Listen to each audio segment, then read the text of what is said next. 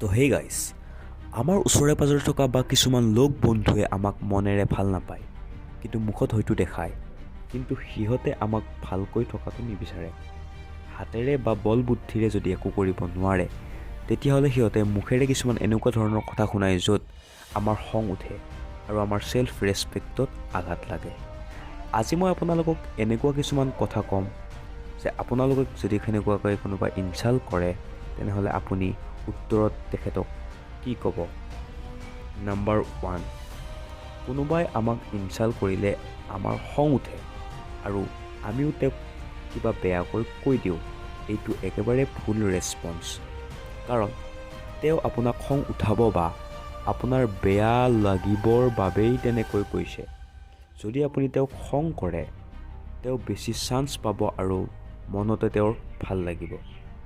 গতিকে আপুনি এনেকুৱা ভুল কেতিয়াও নকৰিব, খং একেবাৰেই নকৰিব। বাকী কি কৰিব নেক্সট ষ্টেপত চাওক।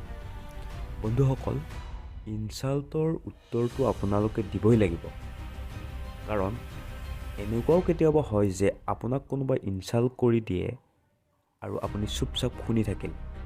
কিছু সময়ৰ পিছত আপোনাৰ ৰিগ্ৰেট ফিল হয়, যদি ময়ো তাক বা তাইক কিবা এটা ক'ব পাৰিলোঁ হয়। উত্তৰটো আপোনালোকে দিবই লাগিব, কিন্তু দিমাগ সে গুচ্ছে সে তো বিলকুল নেহি। ফৰ এক্সাম্পল, যদি কোনোবাই আপোনাক ড্ৰেছিং চেন্সৰ ওপৰত ইনচাল্ট কৰে, তেনেহ'লে আপুনি তেওঁক ক'ব যে ভাই, তই আগতে তোৰ ড্ৰেছিং চেন্সত অলপ ইমপ্ৰুভ কৰ, কাৰণ মই ড্ৰেছিং চেন্স তোৰ পৰাই শিকিব বিচাৰোঁ। আৰু এনেকুৱাকৈ আপোনালোকে ইনচাল্টৰ উত্তৰ দিব পাৰিব লাগিব। তেতিয়া নেক্সট টাইম আৰু সিহঁতে বা সেইজন ব্যক্তিয়ে আপোনাক কিবা কোৱাৰ আগত অলপ ভাবিব। ষ্টেপ নম্বৰ 3, যদি কোনোবা অচিনাকি বা প্ৰথম লগ পোৱা মানুহে আপোনাক ইনচাল্ট কৰে, তেতিয়া যদিও আপোনাৰ ভিতৰি খং উঠে, তেওঁক এটা ধুনীয়া স্মাইলৰ লগত থেংক ইউ এটা ক'ব।